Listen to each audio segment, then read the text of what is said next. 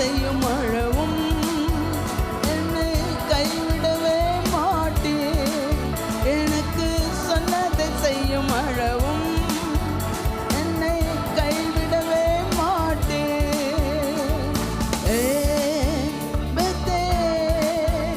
இது வானத்தின் வாசல்,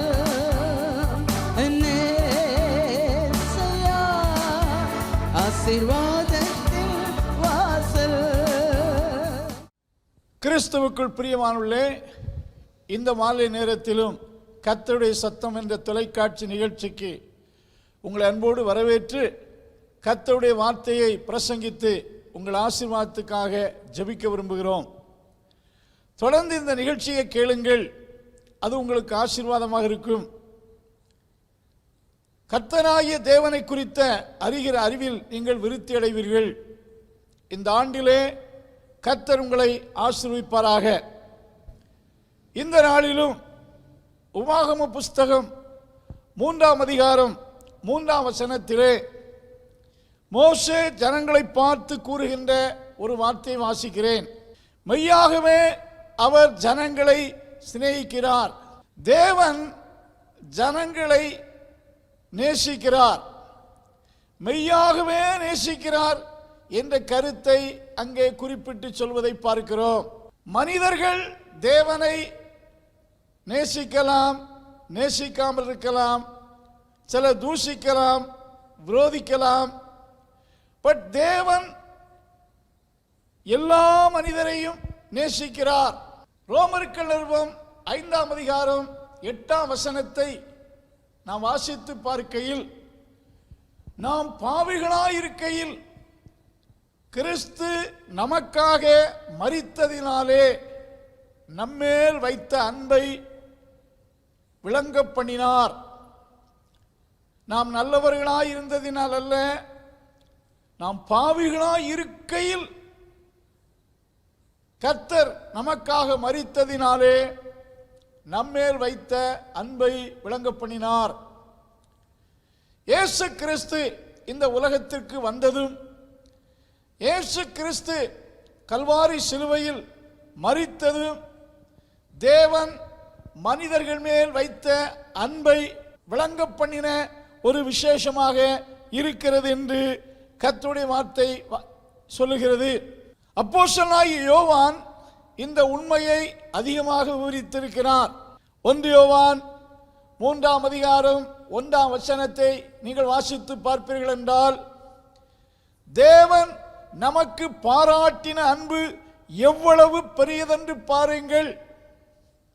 நாம் தேவனுடைய பிள்ளைகள் என்று அழைக்கப்படுவதனாலே தேவன் நமக்கு பாராட்டின அன்பு எவ்வளவு பெரியது என்று பாருங்கள் என்று குறிப்பிடுகிறார். தேவன் நம்மை வைத்திருக்கிற அன்பு பெரியது. 1 யோவான் 4ஆம் அதிகாரம் 10ஆம் வசனத்தை வாசிக்கையில், அவர் நம்மிடத்தில் அன்பு கூர்ந்து நம்முடைய பாவங்களை நிவர்த்தி செய்கிற கிருபாதார பலியாக தம்முடைய குமாரனை அனுப்பினார்.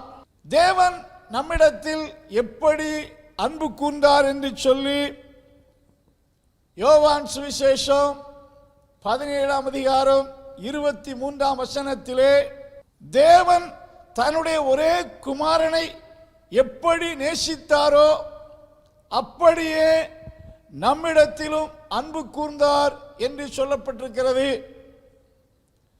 யோவான் சுவிசேஷம் 15ஆம் அதிகாரம் 9ஆம் வசனத்தில் இயேசு குறிப்பிடுகிறார், பிதா என்னை நேசிக்கிறது போல நான் உங்களிடத்தில் அன்பு கூறுகிறேன், ஆகையால் என்னுடைய அன்பிலே நிலைத்திருங்கள். இந்த வசனங்களை எல்லாம் ஒருங்கிணைத்து சேர்ப்போம் என்றால் ஒரு உண்மையை நாம் கற்றுக்கொள்ள முடியும். அது என்னவென்றால், தேவன் மனிதர்களிடத்தில் அன்பு கூறுகிறார். அன்பு அயோக்கியமானதை செய்யாது என்று சொல்லப்பட்டிருக்கிறது. அன்பானுள்ளே, தேவனுடைய பிரைம் நேச்சர் என்பது அன்பாயிருக்கிறது. சவுல் என்ற வாலிபன் முதலாம் நூற்றாண்டிலே கர்த்தருடைய ஜனங்களுக்கு தீங்கு விளைவித்துக் கொண்டிருந்தான். தீங்கு விளைவிப்பதற்காகவே அவன் தமஸ்குவுக்கு சென்றான். வீடுகள் தோறும் புகுந்து கிறிஸ்துவை ஆராதிக்கிற மக்களை துன்புறுத்துவது மட்டுமல்ல, அவர்களை ஜெயிலில் அடைப்பதும், இப்படி பல இன்னல்களை கொடுத்து கொண்டிருந்தார். அமிதமாய் தமஸ்குவுக்கு செல்லக்கூடிய வழியிலே கர்த்தர் அவனை சந்திக்கும் போது ஒரு வார்த்தை கேட்கிறார். சவுலே, சவுலே, நீ ஏன் என்னை துன்பப்படுத்துகிறாய்? நீ துன்பப்படுத்துகிற இயேசு நானே என்று சொல்லுகிறார். அப்பொழுது முள்ளில் உதைப்பது உனக்கு கடினமாம் என்று இயேசு அவனோடு பேசுகையில் அங்கே தனக்கு தரிசனமான கர்த்தருக்கு அவன் தன்னை அர்ப்பணிக்கிறான். இந்த நிகழ்வு அவன் வாழ்க்கையில் ஏற்படுவதற்கு முன்பாக அவன் தன் மார்க்கத்துக்காகவே ஜனங்களை கொலை செய்வதற்கு சம்மதித்தான். தன் மார்க்கத்துக்காகவே பிற மக்களை துன்புறுத்தினான். தன் மார்க்கத்தின் வளர்ச்சிக்காக அதை செய்வதாக அவன் கருதினான்.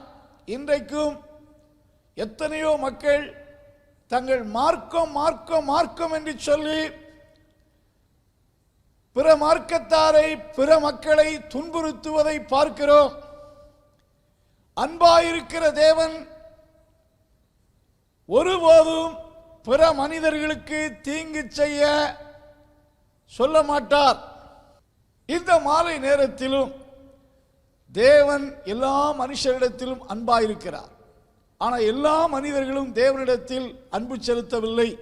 தேவனுடைய அன்பை புரிந்து கொண்டால் அந்த அன்பு ஒரு மனிதனுக்குள் என்னென்ன காரியங்களை செய்யும் என்பதை உங்களுக்கு நினைப்பூட்ட விரும்புகிறேன்.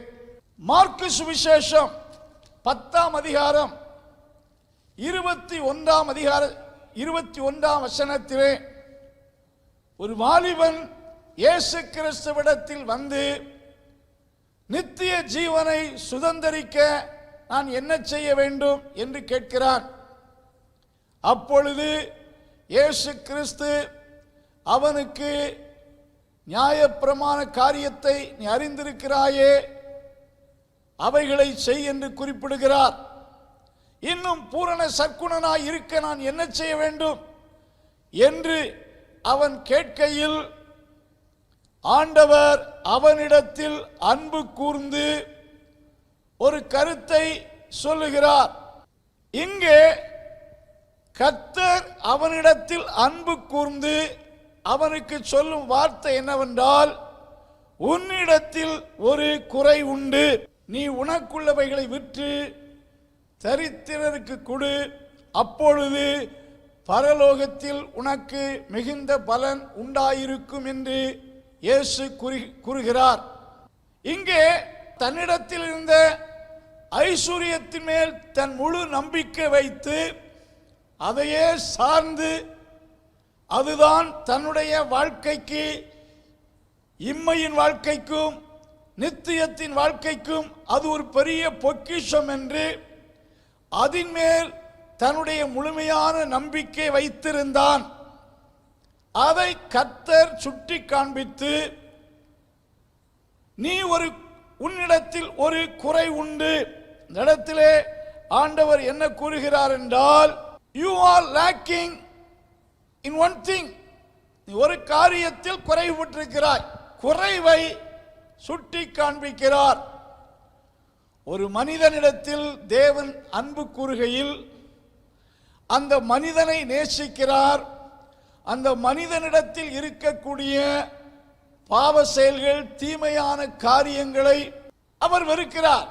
ஆகையால் பாவம் ஒரு மனிதனிடத்தில் இருக்கும்போது அவன் தேவனுடைய ராஜ்யத்தை சுதந்தரிக்க முடியாது என்பதை உணர்கிற ஆண்டவர் அவனுடைய குற்றங்களை அவனுக்கு உணர்த்தி காண்பிக்கிறார். தேவ அன்பு அதை செய்கிறது. 7 சபைகளுக்கு பரிசுத்த ஆவியானவர் பல வார்த்தைகளை சொன்னாலும் ஒவ்வொரு சபைகளில் காணப்பட்டதான குற்றங்களை அந்தந்த சபைகளுக்கு ஆண்டவர் உணர்த்தி காண்பித்ததை பார்க்கிறோம். ஆண்டவருடைய அன்பை புரிந்து கொண்டவர்கள் தேவனால் அவரவர் குற்றங்களை உணர்த்தி காண்பிப்பார்கள், உணர்த்தப்படுவார்கள். ஒவ்வொருவரும் தங்கள் குற்றத்தை உணர்ந்து அவைகளை விட்டு விலகினால் உலகத்திலே குற்றங்கள் குறைந்துவிடும்.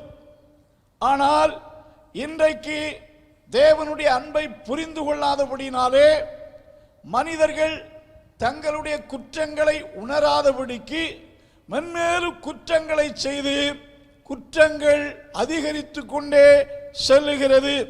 யோவான் சுவிசேஷம் 16ஆம் அதிகாரம் 8ஆம் வசனம் இவ்விதமாய் சொல்லுகிறது, தேவ ஆவியானவர் ஒரு மனிதனுக்குள்ளே வரும்போது அல்லது தேவனுடைய அன்பை அவனுக்குள் உணரச் செய்யும் போது அவனுடைய குற்றத்தை அவனுக்கு கண்டித்து உணர்த்துவார்.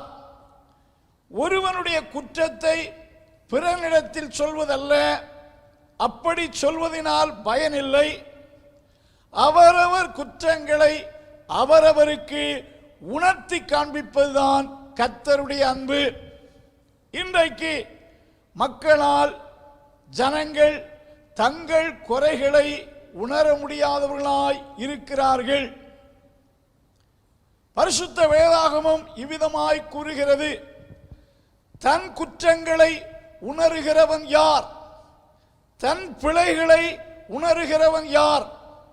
தேவனுடைய அன்பை புரிந்து கொண்டவன் தன் குற்றங்களை உணரும் தன்மையில் இருப்பான். அவனிடத்தில் ஒரு குற்றத்தை தேவன் அன்பு அவனுக்கு சுட்டி காண்பிக்கும். தேவ அன்பு ஒரு மனிதனுக்குள் இருக்கும் என்றால், அது தேவ அன்பை ஒருவன் புரிந்து கொண்டவன் என்றால் அவனிடத்தில் இருக்கிற சிறிய தவறுகள் கூட அவனுக்கு பெரிய குற்றமாக உணர்த்தப்பட்டு அவைகளை அறிக்கை செய்து விட்டு விடுகிறவன் தான் தேவ அன்பை புரிந்து கொண்டவன். தேவன் தங்கள் மேல் அன்பாய் இருக்கிறார் என்று உணராத மக்கள் தங்கள் குற்றத்தை அவர்களால் உணரவே முடியாது. குற்றத்தின் மேல் குற்றத்தை செய்து கொண்டே இருப்பார்கள். தேவன் ஒரு மனிதனை நேசிக்கையில் அந்த மனிதனுடைய குற்றத்தை அந்த வாலிபனுக்கு உணர்த்தினது போல இன்றைக்கும் மனிதனுடைய குற்றத்தை உணர்த்துவதுதான் தேவ அன்பாயிருக்கிறது. இஸ்ரவேல் மக்களிடத்தில் அன்பு கூர்ந்த ஆண்டவர் தீர்க்கதரிசிகள் மூலமாக அவர்கள் குற்றங்களை எல்லாம் கண்டித்து உணர்த்தினார். குற்றங்களை விட்டு திருந்துவது, மனம் திரும்புவது என்பது நம்மை சார்ந்தது. உணர்த்துகிறார். தேவ அன்பு ஒரு மனிதனுக்குள் இருக்கும் போது அவன் குற்றத்தை அவன் உணர்கிறான். குற்றங்கள் உணர்த்தி காண்பிப்பதுதான் தேவனுடைய அன்பு. இரண்டாவது ஒரு வார்த்தையை வாசிக்கிறோம். வெளிப்படுத்தின விசேஷம் 1ஆம் அதிகாரம் 6ஆம் வசனத்தில் வாசிக்கையில், நம்மிடத்தில் அன்பு கூர்ந்து தமது இரத்தத்தினாலே நம்முடைய பாவங்களற நம்மை கழுவி நம்மை தம்முடைய பிதாவுக்கு முன்பாக நம்மை ராஜாக்களும் ஆசாரியரும் ஆக்கின அவருக்கு மகிமையும் வல்லமையும் என்றென்றைக்கு உண்டாயிருப்பதாக. நம்மிடத்தில் அன்பு கூர்ந்து தமது இரத்தத்தினாலே நம்முடைய பாவங்களற நம்மை கழுவுகிறார். ஆண்டவருடைய அன்பு என்ன செய்கிறது?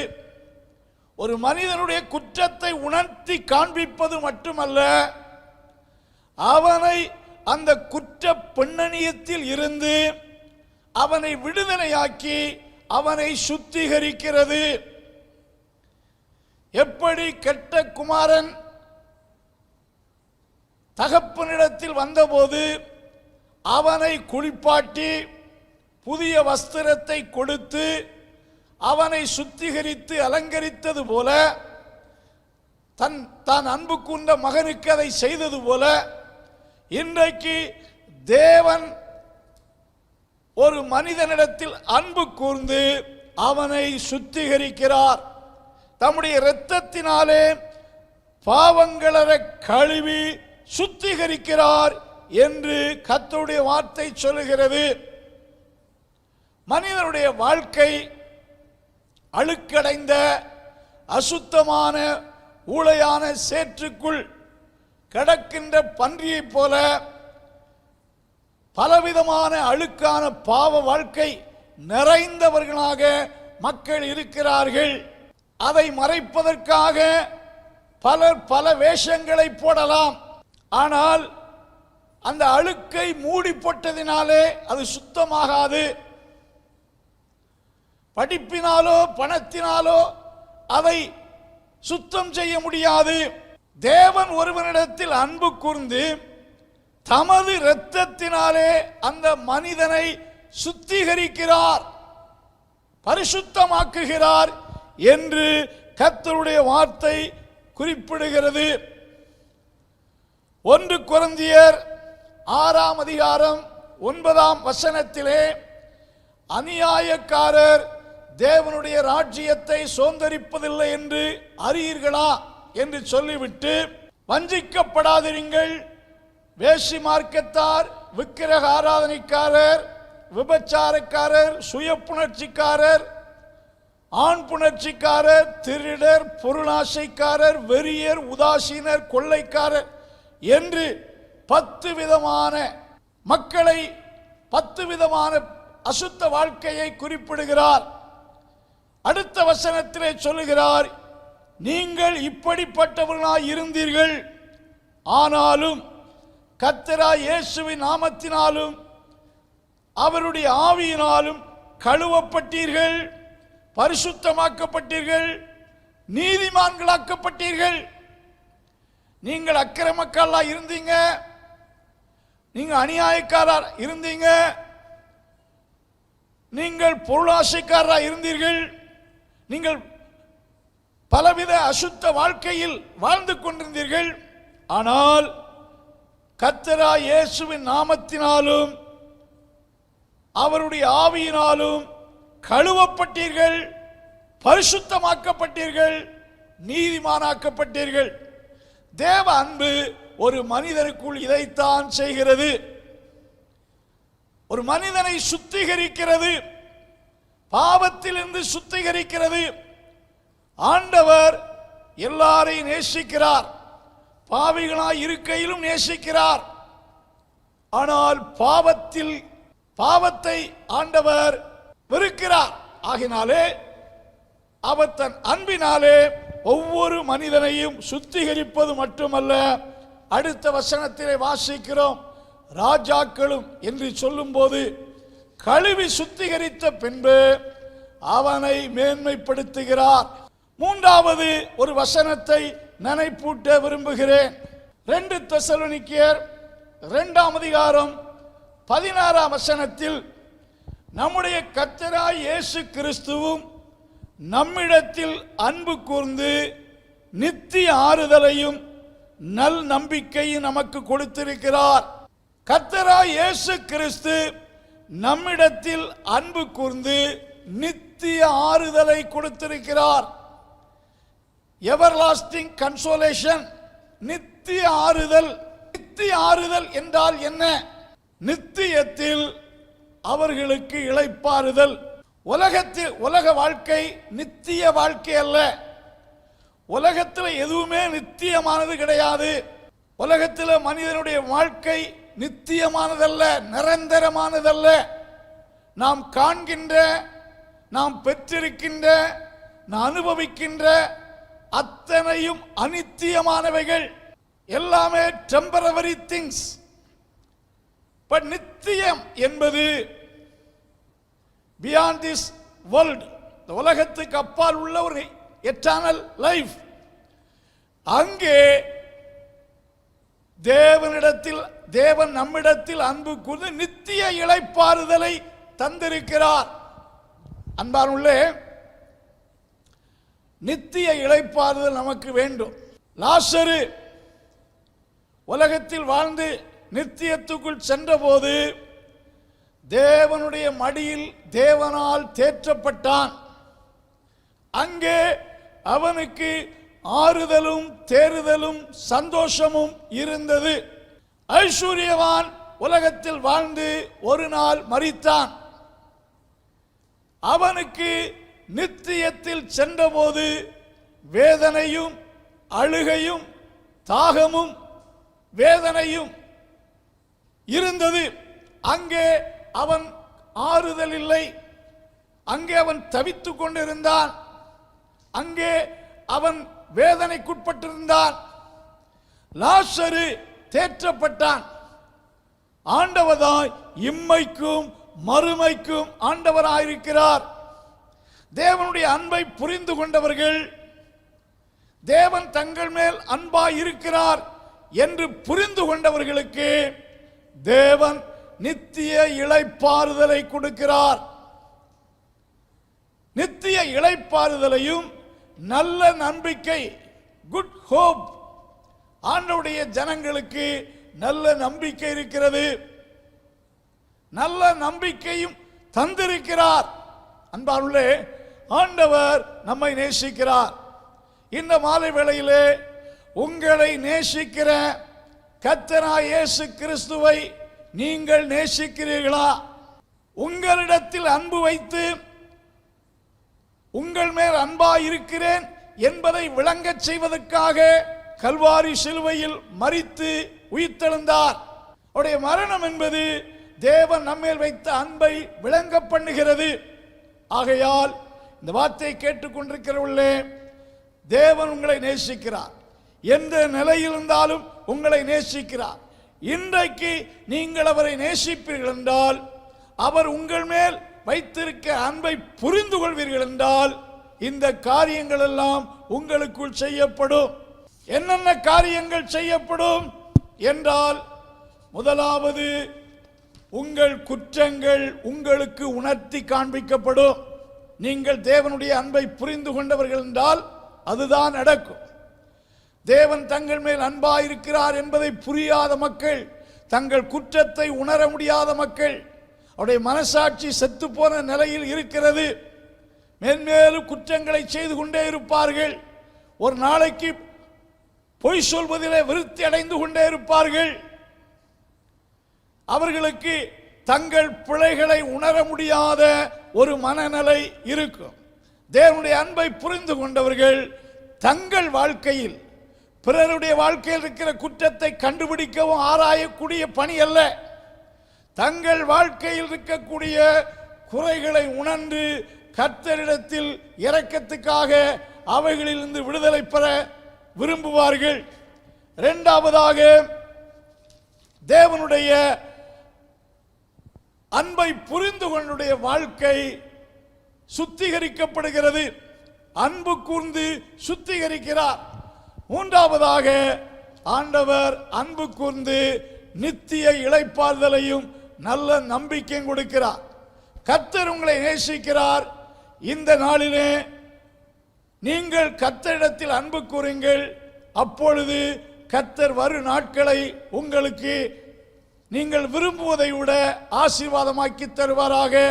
உங்களுக்காக ஜெபிக்கிறோம். கர்த்தர் ஆசீர்வதிப்பாராக.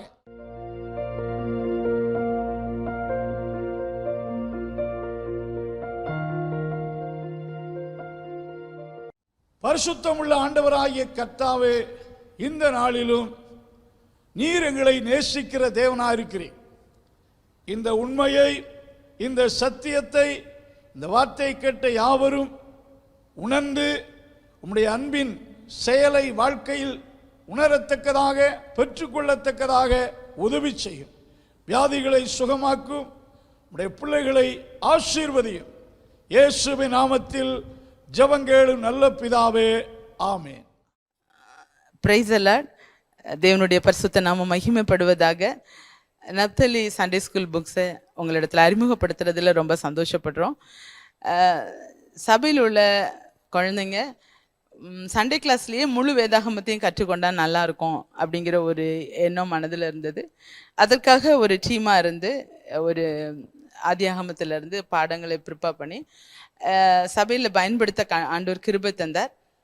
அப்போதான் ஒரு மனதில் ஒரு எண்ணம் வந்துச்சு, இது மற்ற இடங்களுக்கும் இது பயன்பட்டால் நல்லா இருக்கும் அப்படின்னு சொல்லிட்டு இதை பல ஆண்டுகள் எடுத்துக்கொண்ட முயற்சி கர்த்தருடைய பெரிதான கிருபையினால இந்த நாளில் அது புத்தகமாக உங்கள் கைகளில் கிடைக்க ஆண்டவர் கிருபை செய்திருக்கிறார். இதை அறிமுகப்படுத்த கர்த்தர் கிருபை செய்திருக்கார். முழு வேதாகமத்தையும் 12 வால்யூமாக பிரிச்சிருக்கிறோம். ஒவ்வொரு வால்யூத்துலேயும் 30 லெசன்ஸ் இருக்கும். அந்த ஒரு புத்தகம் ஒரு குழந்தைக்கு ஒரு வருஷத்துக்கு போதுமானதாக இருக்கும். ஏன்னா நமக்கு விபிஎஸ், அப்புறம் கிறிஸ்மஸ் ப்ரோக்ராம், ஸ்பெஷல் மீட்டிங்ஸு, இப்படி பல நாட்கள் அந்த பிள்ளைங்களுக்கு நடத்துகிற எக்ஸாம்ஸ் இப்படியெல்லாம் போகும்போது அது 30 லெசன்ஸ் உங்களுக்கு கரெக்டாக இருக்கும். இல்லை நீங்கள் எந்த இடமும் மிஸ் ஆகாமல் எல்லா வாரம் நடத்துவீங்கன்னா நீங்கள் வந்து வருஷத்துக்கு 2 புத்தகத்தை நீங்கள் பயன்படுத்தி கொள்ளலாம். ஒரு குழந்தை வந்து ஃபஸ்ட் ஸ்டாண்டர்டில் வந்து சிருஷ்டிப்பு தொடங்கி ஆதியாகமத்திலேருந்து படித்தாங்கன்னா கடவுளோட வருகை தாமதித்து அவங்க 12th வரும்போது கிட்டத்தட்ட வேதாகமத்தின் முழு பகுதியிலையும் முக்கியமான பகுதிகளை அவங்க வந்து சண்டே ஸ்கூலில் கற்றுக்கொண்டதும் போல் இருக்கும்.